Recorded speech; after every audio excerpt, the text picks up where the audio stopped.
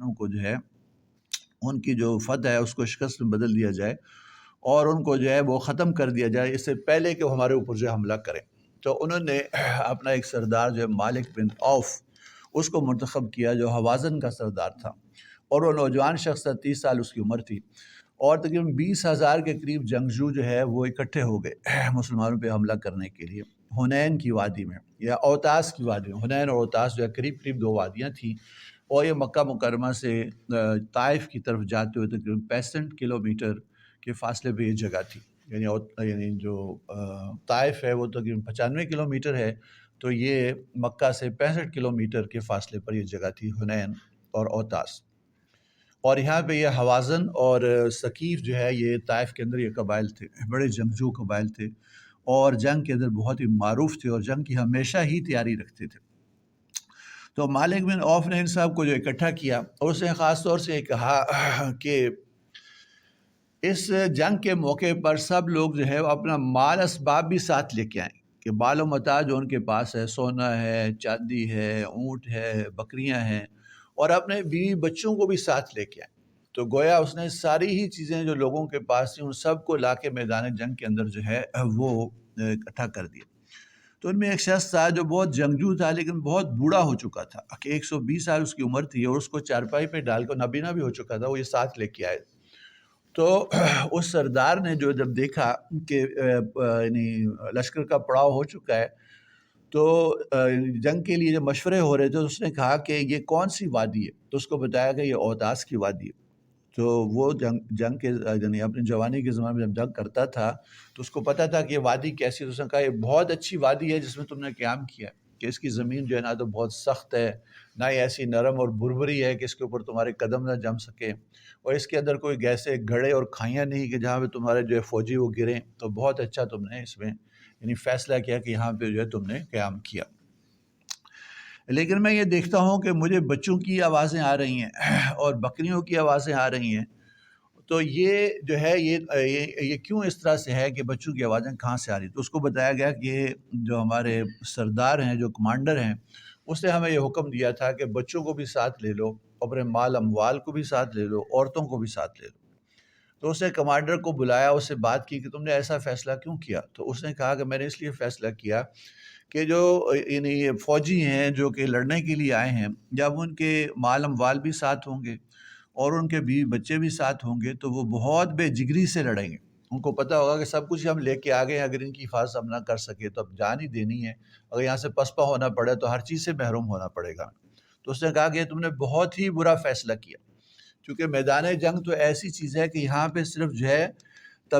یعنی تیر اور تلوار ہی انسان کو کام دیتا ہے۔ یہاں پہ وہ بیوی بچوں کو ساتھ لے آئے، مال اموال کو ساتھ لے آئے، اس غرض سے کہ بہت بے جگری سے لڑے گا، تو یہ تمہارا فیصلہ بالکل غلط ہے۔ اگر جو ہے وہ فتح ہوئی تو بھی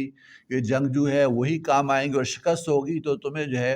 اپنے بیوی بچوں اور مال اموال سے بھی جو محروم ہونا پڑے گا۔ ان کو تم اپنی جگہ پر ہی رہنے دیتے جہاں جہاں کے تم رہنے والے ہو، تو ان کی زیادہ حفاظت ہوتی۔ لیکن مالک بن عوف نے جو ہے اس کی جو بات جو ہے اس کو قبول نہ کیا،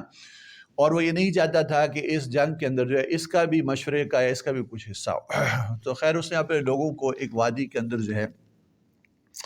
وہ قیام کا کہا، اور ان کو یہ سمجھایا کہ اس وادی کے اندر جو بھی راستے ہیں، تنگ گھاٹیاں ہیں، ان کے اندر تم اپنے مورچے بناؤ، اور مسلمانوں کا لشکر جب آئے تو بے دہانی میں جب وہ ہوں تو اسی وقت ان کے اوپر تیروں کی بوچھاڑ کر دو، اور ان کو اس بات کا موقع ہی نہ دو کہ وہ سنبھل سکیں، اور پھر ان کے اوپر جو ہے وہ اپنے جو تلوار ہے اس سے جو تم حملہ آور ہو جو، تاکہ ان کو پسپا ہونا پڑے۔ تو خوب اس نے تربیت کر کے اپنے لوگوں کو مختلف جگہوں میں وادی میں جو بٹھا دیا۔ تو حضور اقدس صلی اللہ علیہ وسلم بھی 6 شوال کو جو ہے یہاں سے یعنی روانہ ہوئے مکہ مکرمہ سے۔ اس سے پہلے ایک بات جو پچھلے سبق میں بھی میں نے عرض کرنی تھی اور وہ رہ گئی تھی، وہ یہ تھی کہ جو بت ہیں ان کے توڑنے کے لیے حضور اقدس صلی اللہ علیہ وسلم نے مختلف سرایا بھیجے۔ سرایا وہ جس میں آپ خود تشریف نہیں لے گئے، لیکن تھوڑے تھوڑے لوگوں کے لشکر آپ نے بھیجے۔ حضرت خالد بن ولید کو نخلا میں بھیجا، جیسے بزرگ اس دن فرما رہے تھے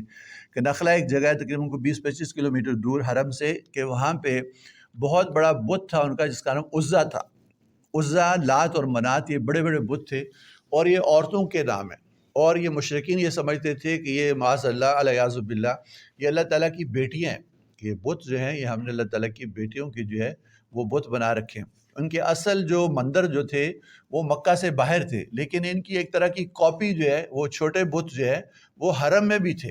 عزا کا چھوٹا بت انہیں حرم میں بھی رکھا ہوا تھا، منات کا اور لات کا چھوٹا بت جو ہے وہ حرم میں بھی رکھا ہوا تھا، لیکن اصل ان کے جو مندر تھے وہ حرم سے باہر تھے۔ جیسا کہ نخلا کے اندر جو ہے یہ عزا کا بت تھا، اور قدید ایک جگہ ہے جو مکہ اور مدینہ کے درمیان میں، یعنی وسط میں جو بحر احمر ہے، ریڈ سی، اس کے قریب ایک جگہ تھی قدید، وہاں پہ جو ہے منات کا بت تھا، اور یہ منات جو ہے اوس اور خزرج اور کا جو ہے یعنی کا خاص معبود تھا۔ اسی طرح سے عزا جو ہے یہ قریش مکہ کا بڑا یعنی عظیم معبود تھا کہ اس کی بڑی وہ عبادت کرتے تھے، اس کو سب سے بڑا جو ہے وہ معبود سمجھتے تھے۔ جیسا کہ احد کے موقع پہ ابو سفیان نے کہا کہ ہمارے لیے عزا ہے اور ان مسلمانوں کے لیے کوئی عزا نہیں ہے، تو یعنی وہ اپنے آپ کو اس کا بڑا سمجھتے کہ ہمارے لیے بڑے شرف اور افتخار کی چیز ہے کہ عزا ایسا بت ہے کہ جس کی پرستش کرتے ہیں ہم، اور اس کی وجہ سے ہمیں جو ہے فتح و نصرت ملتی ہے۔ تو حضور اقدس صلی اللہ علیہ وسلم نے حضرت خالد بن ولید رضی اللہ عنہ کو 30 لوگوں کو دے کے جو نخلا کی طرف جو بھیجا،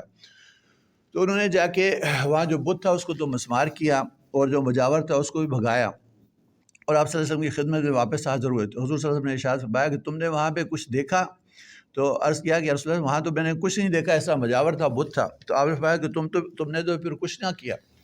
تو اس بات کے اوپر جو ہے وہ اتنے یعنی طیش اور غصے میں آئے کہ آپ صلی اللہ علیہ وسلم نے فرمایا کہ جس کام کے تم بھیجا تھا تم نے وہ کام پورا نہیں کیا، کہ ننگی تلوار جو وہ لے کے اپنے ساتھیوں کے ساتھ جو چل دیے۔ آپ جا کے جو ہے اس کے قریب پہنچے تو دیکھا کہ ایک عورت ہے جو بالکل برہنہ ہے، ننگی ہے، اور کالی سیاہ اس کی رنگت ہے، اور بال اس کے بکھرے ہوئے، اور وہ جو ہے پکارتی ان کی طرف جو بڑھ رہی ہے۔ مجاور نے اس کو کہا بھی کہ عزا یہ تمہارے دشمن ہے، تم ان کو جو ہے ان کو سبق سکھاؤ۔ تو اس سے پہلے کہ آپ رضی اللہ عنہ کے پاس آتی تو حضرت خالد بن رضی اللہ عنہ اس کو تلوار ماری جس سے اس کے 2 ٹکڑے کر دی۔ تو گویا ایک طرح کی یہ جن یعنی مؤنث تھی، چڑیل تھی، جو کہ اس بت کے اندر جو گھس کے لوگوں کو جو گمراہ کرتی تھی۔ تو آپ آگے پھر آپ صلی اللہ علیہ وسلم